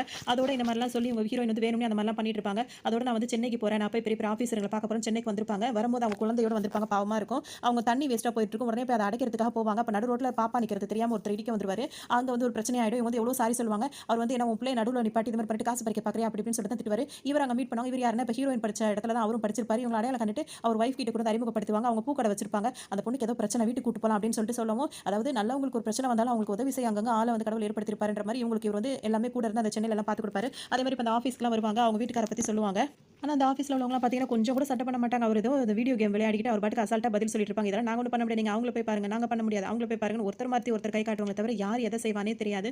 அந்த மாதிரி தான் பண்ணிட்டு இருப்பாங்க. இவர் புலம்புவார். அவங்க வைஃப் கிட்ட வந்து இந்த மாதிரிலாம் நடக்குதுன்னு புலம்பிட்டு இருப்பாங்க. இன்னொரு பக்கம் இங்கே கேட்கும்போது இந்த லைன்ல வந்து நிக்கும்போது பார்த்தீங்கன்னா எனக்கு பென்ஷன் 6 மாசமா வரல, அதை செலக்ட் பண்ணிட்டாங்க பண்ணும்போது இவங்க எல்லாம் விரட்டி அடிக்காத குறைய அவங்க விரட்டி அடிச்சிட்டு இருப்பாங்க. இப்போ இவர் ஜூஸ் வாங்கி கொடுத்துட்டு இருப்பாரு. ஜூஸ் குடிக்கும்போது அந்த ஜூஸ் வந்து அந்த பாப்பாக்கு கொஞ்சம் கொடுத்துட்டு இங்க வெயிட் பண்ணிட்டு இருப்பாங்க. ஏன்னா சிஎம் இந்த பக்கமா வரதா இருக்கு. அவங்க எப்படியாவது மீட் பண்ணணும்னு சொல்லிட்டு நினைச்சிட்டே இருப்பாங்க. திடீர்னு இவங்க என்ன பண்ணுவாங்கன்னா, சிஎம் வரும்போது கரெக்டா போய் அங்க நடு ரோட்ல நின்னு ரோட மறிக்க ஆரம்பிச்சிருவாங்க. இப்போ இறங்கி வந்து ஏமா நீ இந்த மாதிரிலாம் பண்ற அப்படி இப்படின்னு இவங்களும் கேட்பாங்க. இந்த மாதிரி என் புருஷன் வந்து இப்படி வெளிநாடு போனாரு, அவர் இறந்து போயிட்டாரு, இன்னும் அவர் இதை வாங்க முடியல குழம்புன்னு சொல்லும்போது கண்டிப்பா நான் உனக்கு ஹெல்ப் பண்றேன்னு சொல்லிட்டு இவங்க ரெண்டு பேரும் இப்படி போட்டோ எடுத்து அந்த போட்டோ வெளிநாட்டுக்கு மூலியமா அனுப்பி இப்படி எல்லாம் பேசும்போது பாத்தீங்கன்னா இந்த பொண்ணு என்ன இவளை சமாளிக்க முடியல அப்படி ஏன்னா இவங்க எல்லாருக்கும் பணம் வந்திருக்கும். எல்லா பணத்தை வாங்கி எல்லாருமே இது பண்ணுவாங்க. அவங்களுக்கு அவங்க வீட்டுக்காரர் தான் கேட்கறாங்க. அதை இது ஏற்பாடு பண்ணாம இருப்பாங்க. கலெக்டர் வந்து கொஞ்சம் நல்லவரா தான் இருப்பாரு. கொஞ்சம் அவர் நியாயமா பேசுற மாதிரி இருக்கும். அதோட இவங்க நான் டெல்லிக்கு போறேன்னு சொல்லிட்டு இப்ப டெல்லிக்கும் கிளம்பி வந்துருவாங்க. அங்க ஒருத்தவங்க இவங்களுக்கு ஹெல்ப் பண்ணுவாங்க. இவங்க மூலியமா எப்படியாவது இப்ப வந்து பிஎம் பார்த்து நம்ம புருஷனை எப்படியாவது மீட்டு கொண்டு வந்துரும் சொல்லிட்டு அவங்க அவ்வளவு கஷ்டப்படுவாங்க இந்த படத்துல. அப்ப வந்துட்டு போயிட்டு அவங்க பலதும் யோசிச்சு பார்ப்பாங்க. அவங்க வீட்டுக்காரக்காக ஒண்ணு வீட்டுக்காரோட உடம்போட தான் போகணும், இல்ல இங்கே நின்று நம்ம இறந்து போயின்னு சொல்லிட்டு குழந்தையை தூக்கிட்டு பிஎம் வர ரோட்ல பாத்தீங்கன்னா அங்க தற்கொலை பண்ற மாதிரி நின்றுவாங்க. அப்படியே இப்ப பிஎம் வந்துருவாரு. என்னதான் பிரச்சனை உனக்கு அப்படி இப்படின்னு சொல்லிட்டு விசாரிக்கும். இந்த மாதிரி எல்லாத்தையும் சொல்லிடுவாங்க. இப்ப அந்த டைம்லயே வந்துட்டு வெளிநாட்டுல இருக்கவங்க எல்லாருக்குமே வந்துட்டு கான்டாக்ட் பண்ணி எப்படியாவது இவங்க புருஷனோட உடம்பு வந்து இப்ப இந்தியா வந்து சேரணும் அப்படின்ற மாதிரி அவங்க பேசணும்னு பாத்தீங்கன்னா ஒரு வழியா இப்ப அவங்களோட புருஷனோட உடம்பு இப்ப ஊருக்கு வந்து எல்லாரும் ஊரே அழுதுட்டு இருக்கும். இவங்க ரொம்ப அழுவாங்க. அது நடக்க எல்லாத்தையும் சைன் வாங்குவாங்க. நாளைக்கு இது என் புருஷன் இல்ல யாரும் சொல்லிடக்கூடாதுன்றதுக்காக அந்த துக்கத்துல இருக்க அந்த டைம்லயே சைன் வாங்கலாம்னு சொல்லிட்டு எல்லாட்ட வந்து சைன் வாங்கிடுவாங்க. இப்ப ஹீரோயின் மட்டும் சைன் போடாம இருப்பாங்க. இப்ப கடைசியில வந்துட்டு அவர் அடக்கம் பண்ணும்போது பாத்தீங்கன்னா அவரோட கையை பிடிச்சு, அதாவது இவ்வளவு போராட்டத்துக்கு அப்புறமா அவங்க உடம்ப வந்து கொண்டு வந்துட்டாங்க. இன்னும் இவங்க முகத்தை பார்க்கல, முகத்தெல்லாம் செதஞ்சு போச்சு அப்படின்ற மாதிரி சொல்லிட்டாங்க. இப்ப இவங்களும் நம்பிட்டு அந்த வந்து கையில கடைசியில அவங்க வீட்டுக்காரட்ட காசு வச்சு அதை இவங்கள்ட்ட கொடுக்குற மாதிரி ஒரு பண்றாங்க. அது பண்ணும்போது பாத்தீங்கன்னா இவங்க ரொம்ப துடிப்பாங்க. அதோட அவர்கிட்ட வாங்கணும் டக்குனு கையை அவங்க உதறிட்டு இப்படி வந்துருவாங்க. அப்படியே அவங்களுக்கு ஒரு மாதிரி பித்து பிடிச்ச மாதிரி இருப்பாங்க. அப்படியே அழுகையெல்லாம் அப்படியே நிப்பாட்டிடுவாங்க. அப்படியே அமைதியா அந்த இடத்த விட்டு வெளியே வந்துட்டே இருப்பாங்க. எதுக்காகன்னு சொல்றது அப்ப நம்ம காட்ட மாட்டாங்க. இப்ப எங்க அமைதியா அப்படி ஊரே அழுவாங்க. இவங்க அழுவ மாட்டாங்க. அவர் பாட்டுக்கு அவர் வந்து தீ வச்சுட்டு அவர் அந்த இதெல்லாம் சம்பிரதாயம் அதெல்லாம் பண்ணிட்டு இருப்பாங்க. இவங்க நேரா வருவாங்க. அந்த ஆபீசர்ஸ் அந்த கலெக்டர் எல்லாம் நின்றுட்டு இருப்பாங்க. அப்போ அந்த கலெக்டர் எல்லாம் என்ன சொல்லுவாங்கன்னா, என்னால முடிஞ்சது தாமா, என்ன வந்து எனக்கு வேற எதுவும் என்னால செய்ய முடியல அப்படி இப்படின்ற மாதிரி சொல்வாரு. இவங்க எதுவுமே பேச மாட்டாங்க. அந்த கலெக்டர் கிட்ட இருந்து அந்த நோட்ட வாங்கி அவர் சைன் பண்றதுக்காக வெயிட் பண்றாங்க. என் வீட்டுக்காரர் வந்துட்டாரு. அவரோட உடம்பு கிடைச்சிருச்சு அப்படின்னு சொல்லிட்டு அந்த சைன் பண்றதுக்காக வெயிட் பண்ணிட்டு இருக்காங்க. இல்லாட்டி அவங்க கூட வெயிட் பண்ண மாட்டாங்க. சரின்னு சொல்லிட்டு அவங்க வெயிட் பண்றாங்கன்னு சொல்லிட்டு இவரும் அந்த நோட்ட வாங்கி ஹீரோயின் வந்து அதுல சைன் பண்ணி கொடுத்துட்டு நேரா இப்ப வீட்டுக்கு வந்துருவாங்க. அது வரைக்கும் முன்னாடி அழுதுட்டு இருந்தவங்க பித்து பிடிச்ச மாதிரியே இருப்பாங்க. அழுக மாட்டாங்க, எதுவுமே செய்ய மாட்டாங்க. வர வழியில அவங்க தாலியை ஒருத்தவங்க கேட்கும்போது பாத்தீங்க அப்படியே முறைச்சிட்டு அந்த தாலியை கொடுக்க மாட்டேன்னு சொல்லிட்டு அவங்க நேரா வீட்டுக்கு வந்துருவாங்க. வீட்டுக்கு வந்து உட்காந்துட்டு எப்பவுமே அவங்க வீட்டுக்காரங்கள்ட்ட பேசுவாங்கல்ல, அந்த மாதிரி தான் பேசுவாங்க. அப்பதான் நம்மளுக்கு ஒரு விஷயம் தெரிய வரும். ரொம்ப கனமா, ரொம்ப பாரமா இருக்கும். என்னவா இருக்கும்னு சொல்லிட்டு பாத்தீங்கன்னா, அது அவங்க புருஷனே கிடையாது. எப்படி அப்படின்னு சொல்லிட்டோம்னா, அவங்க புருஷன் வந்து அதாவது கையில வந்துட்டு பெருவிரல்ல வந்து பொண்டாட்டியோட பேரை வந்து பச்சை குத்தி வச்சிருப்பாரு. அத பார்த்து அது ஒரு சீனாவே வரும். அதாவது அவர் வெளிநாட்டுல வேலை பார்க்கும்போது இது யாரு சார்ன்னு கேட்கும்போது என் பொண்டாட்டியோட எல்லாம் கிண்டல் பண்றாங்க. அப்படி இப்படின்னு சொல்லும்போது இவங்களும் ரொம்ப சந்தோஷமா அந்த மாதிரிலாம் அவங்க பேசியிருப்பாங்க. இப்ப கைய பிடிச்சு குடுத்தாங்கல்ல அந்த பணத்த வாங்குறதுக்கு அப்படியே நெருப்பு எரிஞ்சு போன மாரி இருக்கும் அந்த கை. ஆனா அந்த கையில வந்துட்டு அந்த பச்சை குத்துன இடமே இருக்காது. அதுலேருந்தே அவங்க வீட்டுக்காரர் அது இல்ல. இந்த கணக்க முடிக்கிறதுக்காக இந்த மாரி ஏதோ யாரோட உடம்பையும் இப்படி குடுத்து அனுப்பிட்டாங்க அப்படின்னு சொல்லிட்டு இவங்க என்ன மன்னிச்சிரு மாமா அப்படி இப்படின்னு சொல்லிட்டு ஏன்னா அந்த ஆள கைய தொட்டதுக்காக இவங்க அவ்வளோ மன்னிப்பு கேட்பாங்க. ஏன்னா அது அந்த மாரி இறந்து போனவங்கள தொடும்போது அது புருஷன் அதுதானே செய்வாங்க அப்படின்றதுக்காக புருஷன் கிட்ட அவ்வளோ மன்னிப்பு கேட்டு அழுவாங்க. இந்த மாரி கெட்ட வார்த்தைலாம் பேசி இந்த மாரி ஒரு இத பண்ணிட்டாங்க அப்படின்னு சொல்லிட்டு எல்லாருமே சேர்ந்து கணக்கு காட்டுறதுக்காக இந்த மாரி ஒரு வேலைய பண்ணிட்டாங்களே அப்படின்னு சொல்லிட்டு எவ்வளவோ போராட்டம் பண்ணியும் இந்த மாரி ஆயிடுச்சு அப்படின்னு சொல்லிட்டு அவங்க ரொம்ப உடைஞ்சு போய் அழுவாங்க. அது கடைசியா அங்க டெல்லி வரைக்கும் போய் அங்கேயும் பிள்ளையோட தற்கொலை பண்ணிக்கலான்ற முடிவுக்கும் வந்து அவங்க அவ்வளோ போராடி கொண்டு வந்தது வந்து அவங்களோட புருஷனோட உடம்பே கிடையாது அப்படின்னு அவங்களுக்கு தெரிஞ்சு அவங்க ரொம்ப வருத்தப்பட்டு அழுவாங்க. ஆனா ஊர் ஃபுல்லாவே எல்லாருமே அவங்க வீட்டுக்காரர் தான் நினைச்சிட்டு இருக்காங்க. இவங்களுக்கு மட்டும் தான் தெரியும் அது அவங்க வீட்டுக்காரர் இல்ல அப்படின்னு சொல்லிட்டு அந்த மாரியோட அவங்க அழுதுட்டு அப்படியே முடிப்பாங்க. அடுத்த சீன்லயே பாத்தீங்கன்னா அவங்க வீட்டுக்காரோட உடம்பு வந்துட்டு ஒரு தண்ணிக்குள்ள மிதந்துட்டு இருக்க மாதிரி காட்டுவாங்க. அதாவது அவர் கையில அந்த பச்சை குத்திருக்காருல அந்த பச்சை குத்துற சீன் காட்டிட்டு அப்படியே தண்ணிக்குள்ள அவர் இறந்து போயிட்டாரு ஒரு ஆக்சிடென்ட்ல. அவரோட இறம்ப அங்க போடுறாங்கன்னு ஏன் இதை கொடுத்து விடலன்றதை நம்மளுக்கு சொல்லவே இல்லை. அதோட அப்படியே அங்க தனியா மிதந்துட்டு இருக்க மாதிரி காட்டி அப்படியே அந்த படத்தை முடிப்பாங்க. ரொம்ப கஷ்டமா இருக்கும் இந்த படத்தை பார்க்கும்போது. ஹீரோயினுக்கு ரொம்ப முக்கியத்துவம் கொடுத்து நடிக்க வச்சிருக்காங்க. ஹீரோ கொஞ்ச நேரமே வந்தாலும் ரொம்ப மனசுல நிக்கிற மாதிரி தான் இருக்கும். இதுல என்ன விஷயம் நம்ம தெரிஞ்சுக்க வேண்டியது இருக்கு அப்படின்னா ஊர் வம்புன்னு இல்ல உறவு வம்புன்னு வந்தா கூட நம்ம தலையை காட்ட வேணாம். இருக்கிற இடம் இல்ல தெரியாம இருந்துட்டு போகணும்னு சொல்லுவாங்க. அப்படிதான் இருக்கணும். யாரோ எப்படியே போறாங்க அப்படின்னா தான் இப்போ உள்ள காலத்துல வாழ முடியும். ஏன்னா யாருமே நீங்க இந்த மாதிரி ஒரு விஷயம் செஞ்சிருக்கீங்கன்றத உங்களை பெருமைப்படுற மாதிரியும் உங்களை நினைச்சு பார்க்குற மாதிரியோ கூட சூழ்நிலை இருக்காது. சம்பந்தப்பட்ட உங்க பொண்டாட்டி பிள்ளை உங்க அம்மா இந்த மாதிரி வட்டங்க மட்டும் தான் உங்களை ரொம்ப யோசிப்பாங்க. உங்களுக்கு மற்றவங்க யாருமே உங்களை பத்தி நினைச்சு பார்க்க மாட்டாங்க. அதனால உங்களோட ரொம்ப நெருங்கின சொந்தத்துக்காக அவங்க உண்டு உங்க வேலை உண்டு அப்படின்னு சொல்லிட்டு இருங்க. அவங்களுக்காக உங்க வாழ்க்கையை சந்தோஷமா வாழுங்க. அப்பதான் நம்ம நிம்மதியா இருக்க முடியும். மற்றவங்களுக்காக செஞ்சு செஞ்சு ஒரு பிரோஜனம் கிடையாது அப்படின்றத இந்த கதை மூலமா நம்ம தெரிஞ்சுக்கலாம். இந்த கதை உங்களுக்கு ரொம்ப